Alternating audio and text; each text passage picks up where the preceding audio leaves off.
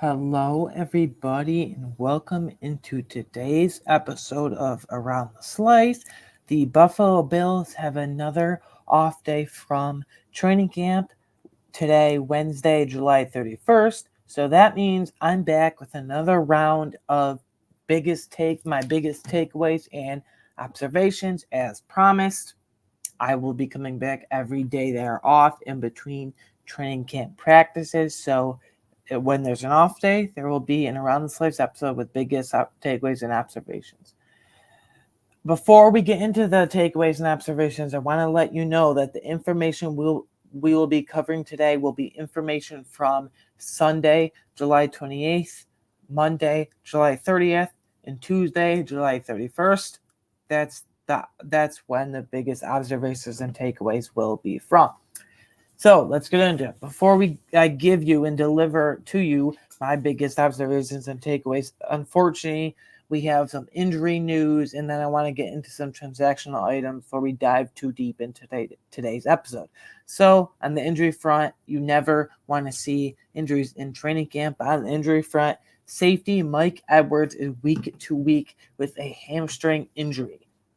This is a huge development, guys, because when Mike Edwards was signed in free agency earlier this year, all the way back in March, it was presumed that Mike Edwards and Taylor Rapp would be the starting safeties.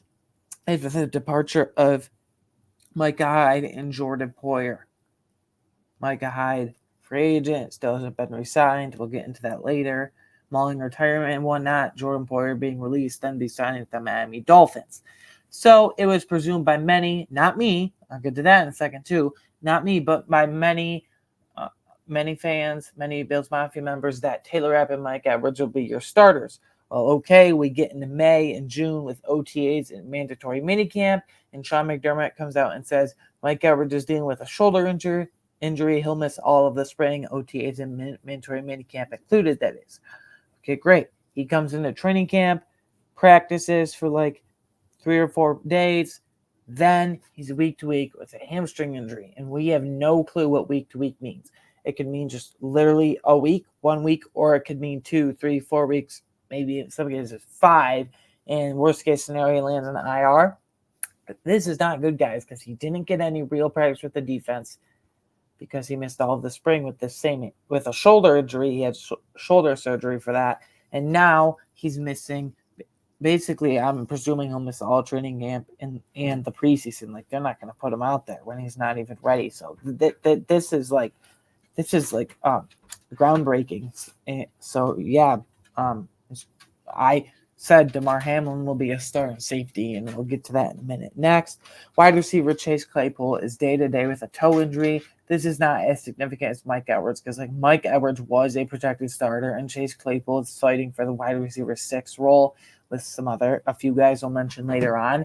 But like, this isn't good for Chase Claypool either, because if you have a toe injury, they say availability is your best ability, and maybe he's only out for a few days, but I assume that he might not be able to go for at least the first preseason game. I couldn't imagine it lingering longer than that, but he needs every rep, every minute, every snap he can get in training camp practices with Josh Allen, Mitch Trubisky, Shane Buechele, and the quarterbacks, and in preseason. It's very important for him to get that. So if you're not there, you're not there. And then running back Ty Johnson, same thing. He has a hamstring injury. I imagine tomorrow when we get to training camp, Sean McDermott will update us on the injuries and he'll label them week to week. Like this isn't good either. Like, this is probably my most concerning one out of the whole Mike Edwards and Chase Claypool and Ty Johnson, because I wasn't really a fan of the Mike Edwards signing to begin with, and I projected the starting safeties to be Taylor Rapp and DeMar Hamlin anyway, instead of Taylor Rapp and Mike Edwards like most people did. So I'm really concerned about this Ty Johnson because after taking a hit from Terrell Bernard in Monday's practice, like a big thud up hit from Terrell Bernard in their first padded practice at training camp going forward, he left with trainers and he was by multiple beat reporters and by all accounts. By multiple accounts, I mean he was visibly upset, so that's concerning. I was already somewhat pretty concerned about our RB depth behind James Cook with Ty Johnson. Now, without Ty Johnson, I am extremely concerned. Like, it's James Cook, and then it's Ray Davis, who I really like, but he's a rookie, so and then it's Darrington Evans and Frank Gore Jr. I'm very concerned about it. Like, I don't know. Here are some running back options. I have 4 here that are still like on the table, if you will, that we could sign. Meaning the Bills could sign, that we could sign to kind of not replace Ty Johnson, but hold us over if he misses the whole preseason, which I assume he will, or even, God forbid, like any of the regular season, 1 or 2 weeks even would be significant. I'm gonna be honest with you guys. The cupboard's bare here. It's been picked over at running back, but it's in. No, we're avoiding Devin Cook. By the way, he's not on this list. For lack of a better term, no pun intended. He's cooked. Like, no pun intended, but like he's looked really rough last year. Kareem Hunt, who I have wanted dating all the way back to March. So even before we drafted Ray Davis, even before we re-signed Ty Johnson, I really wanted Kareem Hunt. And Latavius Murray, as much as I really don't like that, the Bills obviously respect his pass protection ability, pass blocking ability, and just blocking in general. And then another guy that can block in general too is Josh Kelly. And then Jerick McKinnon, like, I like him, but I don't think we need him because I just look at him as a much more veteran version of James Cook, a much older veteran version of James Cook. So 4 options, I guess, to look at and to hold us over for the Ty Johnson injury with him out now. Kareem Hunt, no specific order of importance or priority or whatever, and what or need. Kareem Hunt, Latavius Murray, Jerick McKinnon, Josh Kelly. The one that gets me, I don't want to say excited, but the one I want most is Kareem Hunt. I've said that all the way dating back to March. You can go listen or watch wherever you're on the previous episodes. You'll see and hear that. But anyway, after the Ty Johnson injury, unfortunately, we have one more big injury that's going to have a big ripple effect. Cole Bishop left practice with trainers on Tuesday and did not return. And he was seen after practice walking around just fine, but he had a huge sleeve / brace on his arm. So it sounds like it's an arm injury, and I'm assuming he won't play in the preseason either.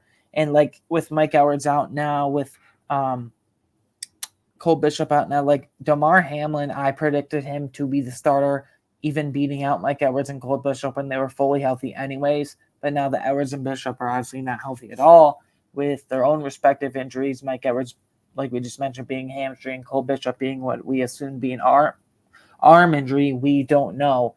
And so Damar Hamlin's going to win it by default, but because by the time these guys get back, if they get back, like Damar will probably have it sewed up, if you will. And then we have some signings. So we signed 2 safeties to replace these guys. Safety, Kareem Jackson, who's 36 years old. I don't really get the appeal here. I guess he has some starting ability in the league. He's been in the league for what, like 14, 15, 16 years at this point, at least 15 years. So that's good. Like, this is his last ride, though, with the Bills or anyone else. And then safety Terrell Burgess, who is a 2024 round pick out of Utah for the Los Angeles Rams. So that means him and Von Miller overlapped for a year in 2021. So another one of those Super Bowl poaches from the Rams, if you will. In the last 2 years, he has spent time with the Commanders, I believe it is. Yeah, the Commanders. He has 4 career starts, only one of those coming last year. This is really just the depth piece. But the difference between Kareem Jackson and Terrell Burgess is this. Kareem Jackson doesn't really play a lick of special teams, and Terrell Burgess is a really good special teamer and a big contributor on special teams.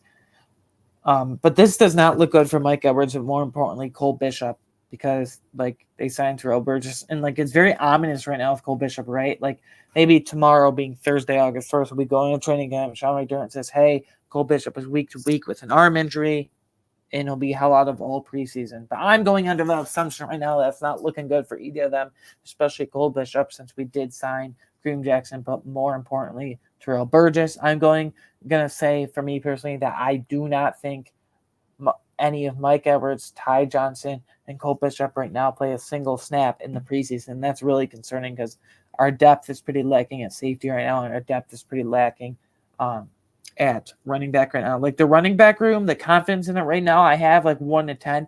I'll give it like a 7.58 just because of James Cook, but the depth is like pretty non-existent. Then the safety room, there's like no high-end stars there. I like Damar Hamlin, and you know this about me. I don't like Taylor Rapp. So honestly, I'm going to give it a 4, like out of 10. Like that's my confidence level. This might sound harsh, but I'm just not confident in the safety room or safety position really at all right now.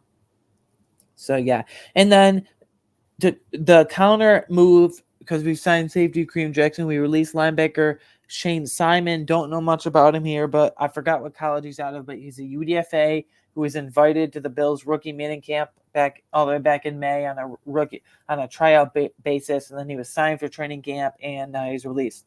And we have really good depth at linebacker anyway, and I don't even think if we re-sign him, like I don't even think he makes the practice squad. And then this one's way more significant.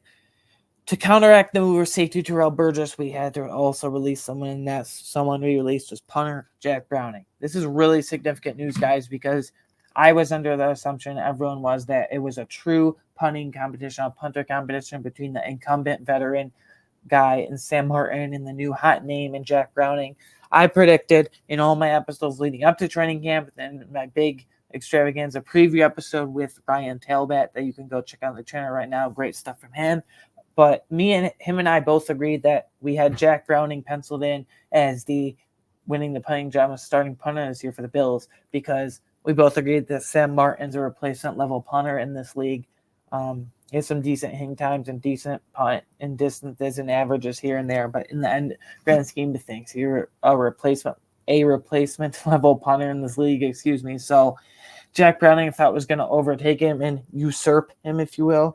But obviously, the Bills and special teams coordinator Matthew Smiley and Sean McDermott and Brandon Beane had other plans, and they thought differently. Okay, so just like the last episode where we discussed our first round of observations and takeaways, I'm going to break this down and structure it very easily for you guys to follow along, whether you're watching or listening, whatever platform you're on. I appreciate it, but I'm going to go quarterback, running back, and all the way safety, just general takeaways going position by position. That's just how last episode was structured. That's how this episode will be structured, and that's how next week's episode will be structured as well. So quarterback, Josh Allen, I firmly believe, is having arguably his best training camp as a pro yet. Like, this is the 7th training camp in the league, 6th as a full-time starter. Like, other than 3 interceptions last Friday, that being Friday, July 26th, I talked about that in the last episode. Other than that, like, he's been on fire. Like, in team drills, he literally just cannot be stopped. Like,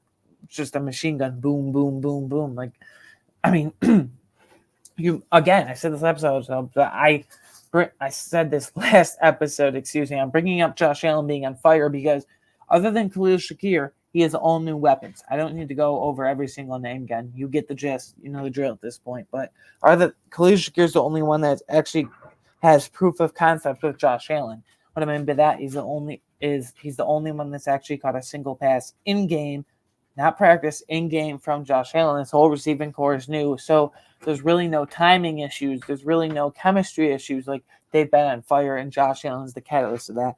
Next, this might sound minor, but to me it's not. I am much more confident in and much more comfortable with the QB depth this year as opposed to last year. Like, this year, I like Mitchell Trubisky and Shane Buechele way more than Kyle Allen and Matt Barkley, because in my opinion, Kyle Allen was really rough in preseason at the point where, like, there was a competition for QB2 between Matt Barkley, and, like, that's not a very, like favorable competition, Kyle Allen and Matt Barkley, because in my opinion, at least in my eyes, to me personally, Kyle Allen and Matt Barkley are both practice squad caliber guys, practice squad caliber QBs, and they were fighting for the actual roster.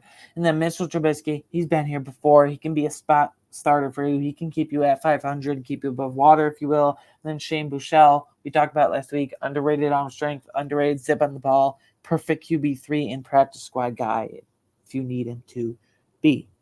And so those are my 2 takeaways from QB. For running back, with Ty Johnson out due to injury, Ray Davis got a ton and a bunch of first-team reps, and he has a huge opportunity ahead of him as well. Because, like I said, I don't think Ty Johnson plays a single snap at preseason at this point.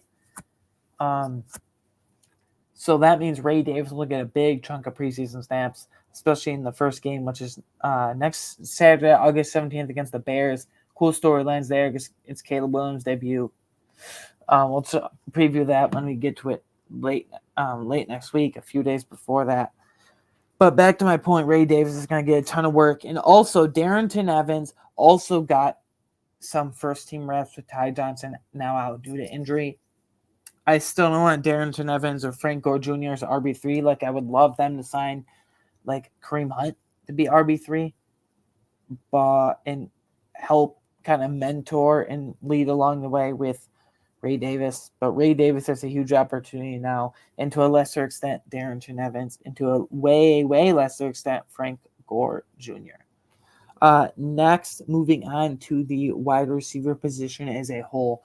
Tyrell Shavers is really, really turning heads in practice, and Tyrell Shavers is starting to get a ton of first-team reps with Josh Allen and the first-team offense. Like, if we're talking about, like, Tyrell Shavers versus Chase Claypool has a toe injury, and he can't really practice. But even before he suffered the injury the first few days of training camp, he wasn't really consistently getting first-team reps with Josh Allen and the first-team offense. Yeah, here and there, but not really. And he was kind of struggling with some catches, some ball placement, and trapping into his body and all that. I don't know if that made sense just now, but my point is he wasn't really doing anything of no significance even before he suffered the toe injury. And Chase Claypool doesn't play a lick of special teams in Tyrell Shavers. He went to 3 programs and 3 different schools in college. He was always known for being an ace elite special teamer. That's where he can hang his hat on, if you will. Next, MVS, his roster spot might actually be in jeopardy. Like, it's not nearly as safe as once thought, because your top 4 are, I think these are locked. No specific order, but Curtis Samuel, Khalil Shakir, Keon Coleman, Matt Collins. And I thought, just because of the guarantees, he has a fully guaranteed $2.25 million deal. And if you cut him on cutdown day, then you would have to pay out that dead cap hit. So maybe they don't cut him because he has a fully guaranteed deal. But they haven't shied away from that before. 2 years ago, in March of 2022, they signed O.J. Howard. I was really excited for it.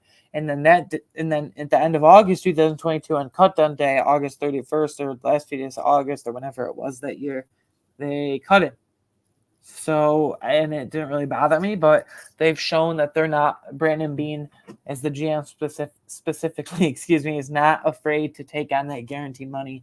So, like I said, you have those top 4 locks. And then right now, like, I would give Tyrell Shavers the 5th spot. And then just because of the guarantees, I would give MVS the 6th spot. That's how I think it would shake out right now. And then you have another handful of guys in Chase Claypool, Brian Thompson, Justin Shorter, KJ Hamler, Andy Isabella.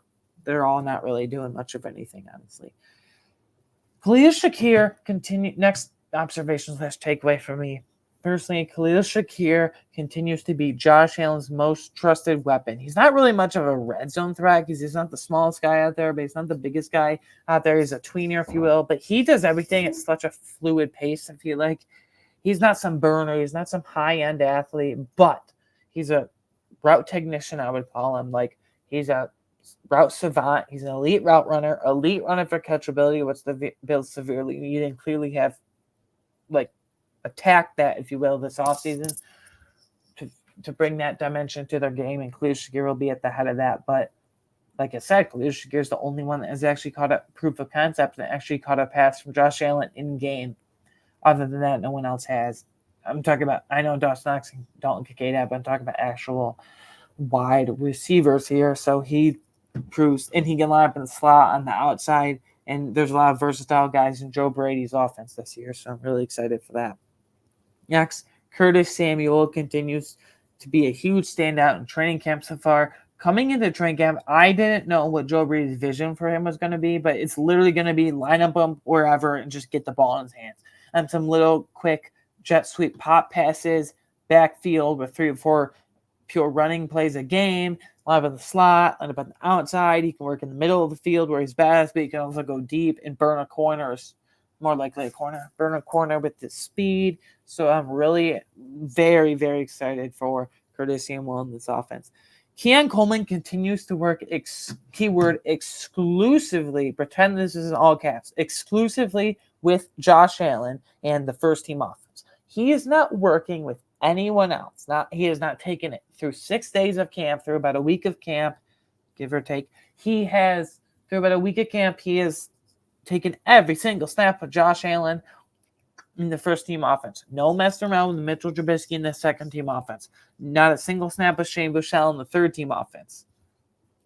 It's very telling what guys get opportunities with Josh Allen and what guys don't.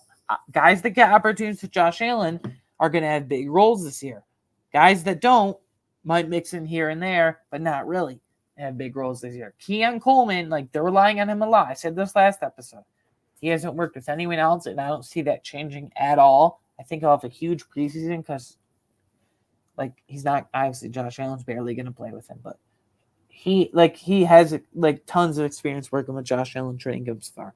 And then I want to touch on Justin Shorter. I think he's way below Tyler Shavers, Chase Claypool. Now, I think you could make a very clear argument, maybe not Andy Isabella because he hasn't done anything at that returning back. KJ Hamler's a bit above him as well because Justin Shorter, he still doesn't take a single snap with Josh Allen in the first team offense. I'm not saying he has to take every single snap every single day through all 6 days and moving forward with Josh Allen and work with the first team offense, but at least take a few here and there. I mean, I said MVS have been disappointing, and he hasn't gotten many opportunities to do it, but he's even taken some snaps of Josh Allen here and there, a few days here and there. I mean, Tyler Shaver is getting a ton of work. Chase Claypool, before the injury, was working with Josh Allen some. Like, Justin Shorter, this is pretty concerning and pretty telling that he's not working with Josh Allen at all. I mean, most of the time, he's even on a third team with Shane Buechele. That's really, really, like, concerning. And then tight end, Dalton Kincaid, just like Curtis Samuel, continues to be the star of the show, if you will, in training camp. Huge standout. They're going to use him close to the last scrimmage in the middle of the field. They're going to ratchet up his downfield presence and downfield usage. So I'm really excited for that. And then I want to get to the tight end 3 battle because it truly is a battle at this point right now. Currently, I feel, Quentin Morris and Zach Davidson both making outstanding plays and big splash plays left and right at training camp. When one makes a big splash play, the other tries to one-up him with a big splash play. They're all working off each other very well, and Morris and Davidson are fighting for that tight end 3 job. And obviously, Quentin Morris is the incumbent because he's going into his 3rd year. He's a UDFA. Don't ask me what college he's from. I forgot. Sorry about that. But, yeah, I'm really excited for either of them, and whoever has a better preseason will get the nod for tight end 3 job. The tight end 3, rather. Obviously, Quentin Morris, that belongs to him right now, but we'll see how it all shakes out. Pretty excited for that. And then offensive line, I'm not saying we have to freak out yet, but Connor McGovern continues to struggle with snaps, low stats, and yesterday, that being Tuesday, July 30th, on their second day of padded practice and their second day in pads, that being the Bills in pads, that Josh Allen fumbled a snap because it was very low from Connor McGovern. At least every single day, I feel like I'm reading reports that Connor McGovern is having very low snaps. Connor McGovern is struggling with snaps. He's having big snap issues. So I said this, and people were willing to kind of like fade the idea that, well, is Connor McGovern really the right starting center for this Buffalo Bills team in 2024? I was questioning a bit when not many others weren't, honestly. I don't want to call anyone out specifically, but like everyone was so confident that the transition would go smoothly. When you release Mitch Morris, you bring up Taylor Edwards from the bench to start left guard, and then you move Connor McGovern from left guard to be a full-time starting center when he hasn't been a consistent full-time level starting center since his college days at Penn State. He's only taken 100 career snaps in the NFL, and that was in like 2019-20 with the Cowboys. So that was like 4 or 5 years ago, respectively, at this point. So I'm really skeptical of it still. Next, La'el Collins continues to struggle like heavily in training camp. He looks really, really rough.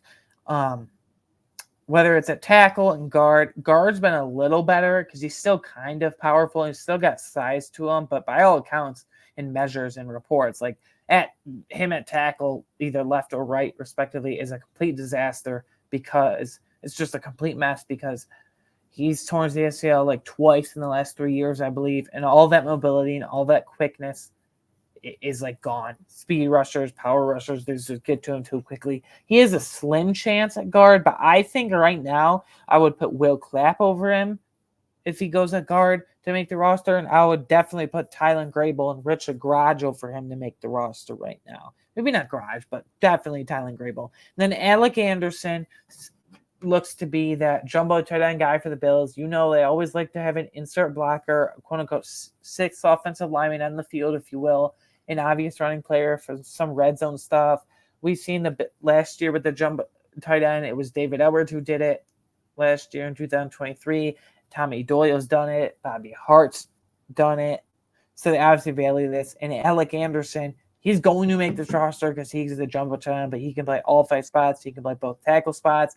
He can play both guard spots. He can play center at a decently high level. I think his best spot is at guard and center, but he can play tackle on the pinch too. So he can play all 5 spots across the offensive line. Next offensive line takeaway from here, Cedric Van Pran-Granger.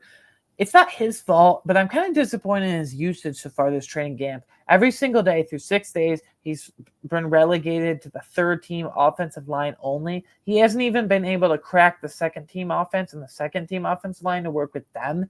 So he's working with Shane Buechele on the third team, which, okay, I guess, because you're a rookie, but he was a 3-year starter at an SEC school in Georgia, won 2 national championships in a row back-to-back in 2022 and 2023, respectively. So I didn't think he would start in the first-team offensive line because of Connor McGovern, but whether it's been at guard or center, I thought he could at least crack that second-team offensive line pretty quickly. Like, he's still in the third team. Like, Will Clapp is, like, almost all 6 days like ahead of him, whether it is at center or guard on the second team offensive line. So that's pretty disappointing. Again, no fault of his own. Just I'm disappointed with his usage.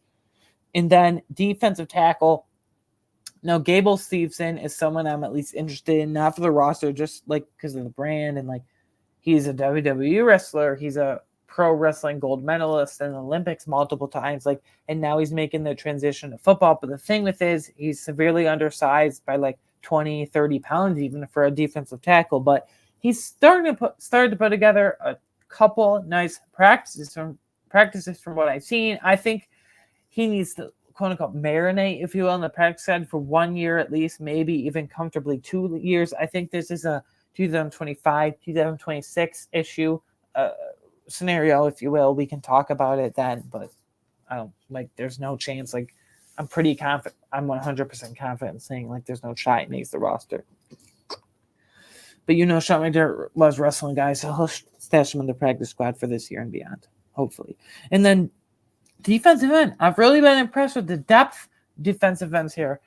4 depth defensive end battling spots: Javon Solomon, Kingsley Jonathan, Casey Toohill, and this is a name for the sleeper, the 53-man roster. He's been on the practice squad for the last couple of years. You might not know him, but Cameron Klein. If I were to rank them right now, their chances of making the roster, I'd say like Solomon, just because of the 5th-round draft pick, speedy, bendy guy. Jonathan, I don't know how well the experiment has gone so far, though. Casey Toohill, and then Cameron Klein. I might want to, if I see more couple of nice days from Cameron Klein, I might have to move him above maybe Casey Toohill, even maybe Kingsley Jonathan. I don't think he passes Javon Solomon just because the draft pick pedigree of Javon Solomon there, but whatever. That's here nor there. This is really, really important because I think your top 4 defensive ends are easily Greg Rousseau. I don't know the order other than Greg Rousseau, but Greg Rousseau, J.P. Penessa, Von Miller, Dawuane Smoot, and then do you keep 5 defensive ends? Do you keep 6 defensive ends between Casey Toohill, Javon Solomon, Kingsley Jonathan, and surprisingly now is a legit sleeper to make the 53-man roster, Cameron Klein? That's 4 guys fighting for 1 or 2 more spots at defensive end as pass rushers. So I just wanted to touch on that. Really encouraging. Next, Dawuane Smoot continues to receive a ton of reps with the first team defense. And they've even like had him practice inside a lot as like a defensive tackle quite a bit. So because of that, I don't think they keep 5 defensive tackles. I don't think they keep a 5th defensive tackle in Deshaun Williams, the Bills. That is rather because you have Dawuane Smoot can line up in the inside outside. You have Greg Rousseau can line up in the inside outside. You have a couple guys that can do that, and Dawuane Smoot can do it at a high level by all accounts. So, and I think Dawuane Smoot's like a virtual lock. I'm gonna say it. He's a lock to make the roster at this point, not just because they guarantee his contract, Not just because of the guarantees in his deal, but also because of his versatility and like he's getting a ton of reps with the first team defense. Von Miller finally, over the last few days, has looked like his old self again. He's had multiple pass rush wins, even against whether it's been against the. He's really only worked with the first team defense, obviously, because he's Von Miller. Like he's pushed AJ Epinesa out to the second team defense for the most part. Von Miller has had quite a lot, multiple even pass rush wins against offensive linemen, against Spencer Brown, against Deion Dawkins, which is very impressive. So, like, if we can get 7 or 8 sacks again from Von Miller this year, that's like found money, if you will. Because I have said it for a few months now. If Von really, ever since the draft, really when we drafted Von Solomon, if we don't get at least 8 or more sacks from Von Miller this season, I think he will be a post June 1st cut out the door by Brandon Beane next offseason. I just have a feeling. But by all accounts, Tuesday was the best he's looked ever since he suffered the brutal ACL injury in Thanksgiving, November 2022, Thanksgiving Day against the Detroit Lions. Next, some linebacker takeaways for you guys. Dorian Williams seems to be like the locked in LB3 for this team. And he is like, there's been a couple days here and there where he's gotten a lot of first team reps with the first team defense next to Terrell Bernard as the other starting linebacker because Matt Milano is being limited, coming back from a leg injury, fractured leg, or like was the case Monday, he was on a vet rest day, so slot in Dorian Williams. And I like Dorian Williams, but last year he had severe processing issues. His coverage was decent enough, but by all accounts this year, he's improved his coverage by quite a bit. Sometimes he plays a little too fast. A lot of times last year, I remember the Patriots and Giants game where they just absolutely abused him in coverage. He plays a little too fast for my liking. He has the Tremaine Edmonds problem where he flies around the field, but he plays too fast for his own good a lot of the time. The depth linebackers, just like the depth pass rushers, depth defensive ends, whatever you want to call them and term them as, the depth linebackers are really starting to pop here, specifically that being Deion Jones and Eddie Ulofoshio. I think you have 3 locks at linebacker. Obviously, Matt Milano, Daquan Jones, 2 superstars, stud starters. Dorian Williams pretty locked in as LB3. And then it sounds like after that, Baylon Spector's LB4 right now, but I think it's because you're probably keeping 6 linebackers, maybe as low as 5, but between Baylon Spector, Deion Jones, Eddie Ulofoshio, Nicholas Morrow, that's 4 guys. Baylon Spector, Eddie Ulofoshio, Deion Jones, and Nicholas Morrow, 7. So that's 4 guys battling for 2 or 3 more spots. So 1 or 2 guys are going to be on the outside looking in. Right now, I like Nicholas Morrow is very, very much in like the heat of the linebacker battle to even make the roster. So kind of disappointing there.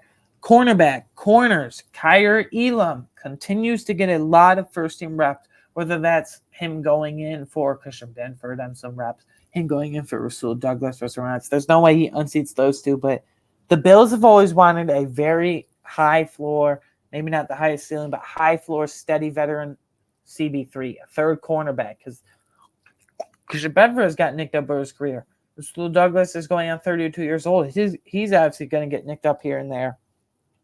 So you need a smart CB3. Levi Wallace did it for a handful of years. Dane Jackson did it here in Buffalo for a handful of years with the Bills. I was with the Carolina Panthers. The point remains, those 2 did it. Not at a high level, but at a serviceable level. And it sounds like a new coach, when it was John Butler, it sounds like their styles didn't like mesh, if you will. Like John Butler and Kaiir Elam really didn't get along. Cameron Stereo is kind of But Jamil Dye coming over from the University of Miami there from the college ranks, it sounds like Kaiir Elam has a newfound confidence. And him switching his jersey number from 24 to 5, like, is an underrated storyline I talk about, because he was asked about it by a few reporters, like, how do you feel now on 5? Like, why the jersey change? He says, that's me. I wore 5 all throughout high school, all throughout college. Like that I feel confident. I feel it, and Sean McDermott has expressed it's a new clean slate for Kyer. So Kyrie Elam, very excited. And then another corner. So Marcus Ingram has really, really come into form at this training camp. By all accounts, what I've seen and heard personally too, he's had an outstanding training camp. He's had a great training camp. He is in line to make the roster as that fifth or sixth corner and the fourth outside corner. Because obviously, here's how it will break down at corner. You have your two high-level starters in Christian Benford and Rasul Douglas. Superstar starter in the slot corner, slot corner / nickel, whatever. Between Taron Johnson, and then Day Hardy, Daquan Hardy. So Day Hardy hasn't really shown much, but I'll give it to him. And then you have Kyer Elam, obviously, so that's 5. And then I think they will keep a 6 in Jamarcus Ingram. His only competition right now is Kyron Brown. Like, okay, that's not competition. And I really like the trajectory of Jamarcus Ingram. He's had 2 really outstanding training camps and preseasons going back to the last 2 years, respectively, each year. And is going to year 3 with the team. He's been stashed in the practice squad for a couple of years, and he's really following the same route that Cam Lewis. I mean, it's really a copy and paste what he did. They're both UDFAs. They're both priority UDFAs to the Bills out of UB. Local connection there. Cam Lewis spent a couple years on practice squad before making the roster and really impacting anything with the 53-man final roster. And Jamarcus Ingram, been in the practice squad for a couple years. He's going to make it now. Like, he has, like, no competition. And my last big corner takeaway here is Cam Lewis, whether it's been they want to work him in different sub-packages or Taron Johnson got a vet rest day on Monday, so Cam Lewis came in. He's been working at both nickel corner and safety. I'm confident in saying this right now. I was really excited for Day Hardy, but I think he's only their primary returner. Like, he's kind of small. I don't think he's the backup nickel, even Taron Johnson. I think that's Cam Lewis. Like, I think Cam Lewis is the straight up backup to Taron Johnson at slot / nickel corner. So at slot corner, you have Taron Johnson and Cam Lewis. I don't think it's Day Hardy. I think he's only a returner. So I haven't heard anything about it. But obviously, Bobby Barris described Cam Lewis in his press conference last week, early on the third day of training camp, last Friday, that it was. He does about Cam Lewis multiple times. Like, Cam Lewis is a Swiss Army knife for our defense. Cam Lewis is a versatile piece for our defense.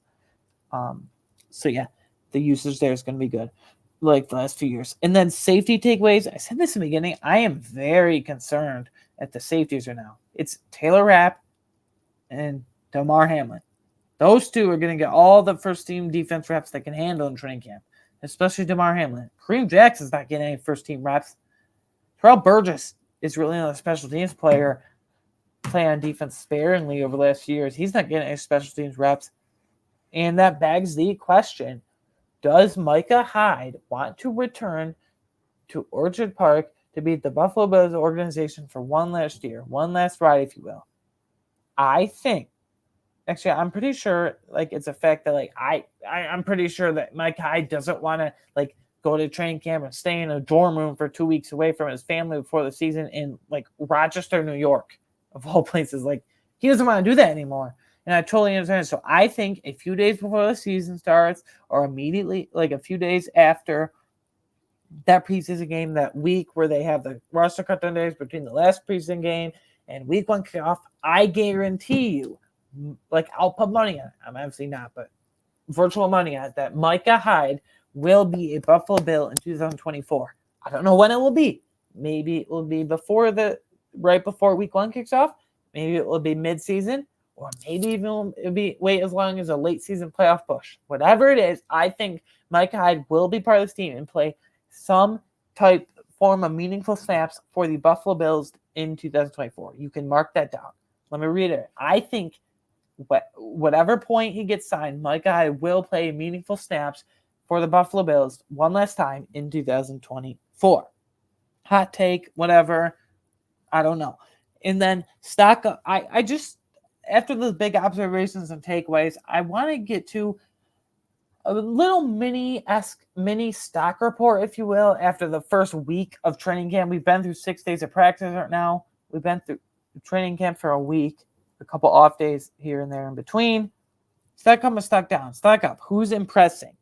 Wide receivers Keon Coleman, Matt Collins, Curtis Samuel, and Tyrell Shavers. Tight end Zach Davidson, Bell, and Quentin Morris for that tight end 3 job. Offensive tackle Tyler Grable. He's gotten a lot of work with the second team offensive line already. Like Cedric Van Pran Granger hasn't even gotten work with the second team offensive line. Like he's been relegated, like we talked about earlier, to the third team offense line, third team offense only with Shane Buechele. Defensive, a lot of all the defensive ends has showed up and showed out and stood out, in my opinion. Defensive end Von Miller, Cameron Klein, Kingsley Jonathan, Dewan Smoot, Javon Solomon, Casey Tuell, and then a few linebackers have stood out as well. Linebackers Deion Jones, Palen Spector, Eddie Ulofoshio, and Dorian Williams. Couple UDFA corners to keep an eye on for priority practice squad spots in the preseason, and Corey Couch and Kenai Lovely, and then Kyrie Elam looking to have a big breakout / bounce back season in year 3, and then cornerback Jamarcus Ingram taking the same route as Cam Lewis at the development for the practice squad for a couple years, cracks the roster finally in year 3. Safety Damar Hamlin, I stand by this. Now I think he just gets it for the heck of it, like not for the heck of it. Obviously, he's going to earn it, but there's no Cole Bishop, no Mike Edwards, and Kareem Jackson and Terrell Burgess are not winning that starting safety job opposite Taylor Rapp. It's going to be Damar Hamlin. So I've been saying it since like May. He's going to be the starting safety. So I got that in my head for everyone that doubted me with that take. It sounded bold at the time, but it's not sounding so bold anymore. Like I feel like I'm one of the only ones that has kind of said that for this long, for like 3 months time period. And then stock down. I don't want to put anyone on blast, if you will. Like I don't want to shout anyone out in a bad way. It's just a week of training camp. But wide receivers, Chase Claypool, Justin Shorter, and then MVS. Center, Connor McGovern, just because of the bad snaps thing. And then offensive tackle, is only one singular guy, La'el Collins. Tackle, guard, he looks rough in both. Tylen Grable and Richard Gage are ahead of him, especially Tylen Grable. And then defensive tackle, Deshaun Williams. They're not going to keep a fifth defensive tackle because Dewan Smoot can line up inside and outside, which he's done at a very high level before.